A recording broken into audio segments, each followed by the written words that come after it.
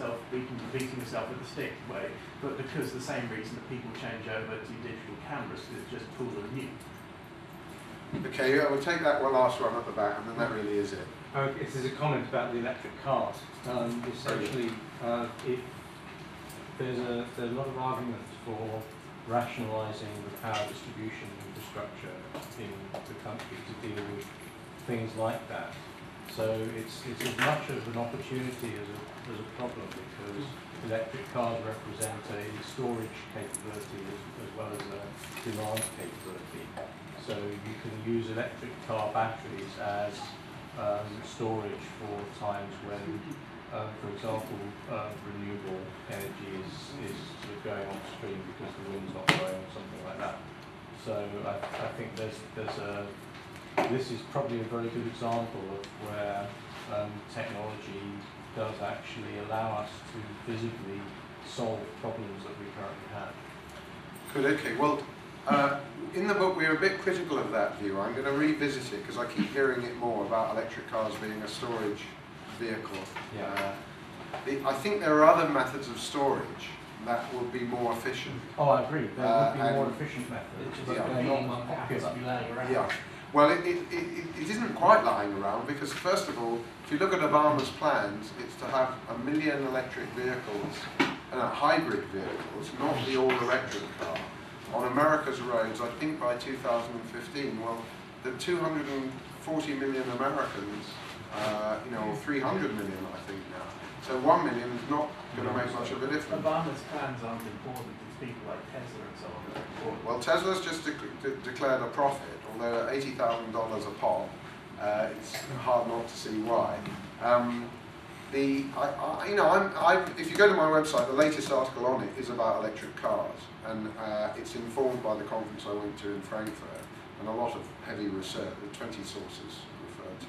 So, I'm all in favour of them. I think they're terrific. But the funniest thing about it, all I'll say is that one of the things that we attack in the book is the view that it's summarised by a silly acronym.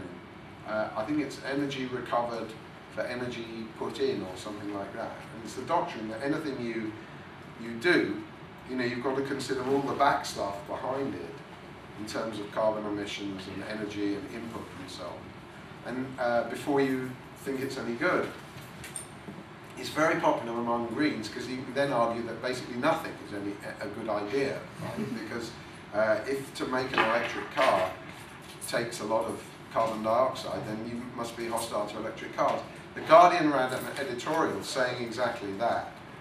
That the 20th century had seen mass motorization, the 21st century should end it broadly, and including electric cars, because of the carbon dioxide made in their manufacture.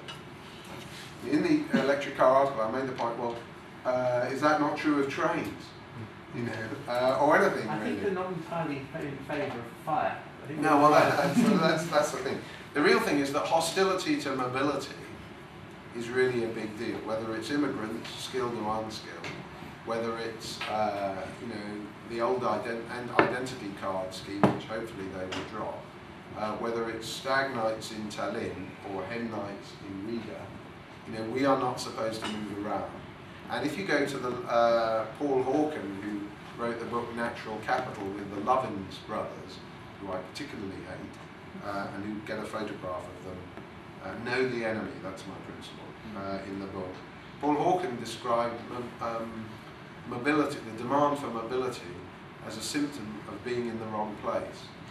So, if you're an African and you want to move to England, don't, because you're in the, you should just stay where you are, and that is the right place.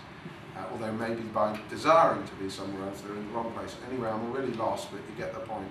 Mobility is to do with human power, and many people are hostile to that. So I say, more stag nights, more hen nights, and more intercontinental jets powered by biofuels, yes.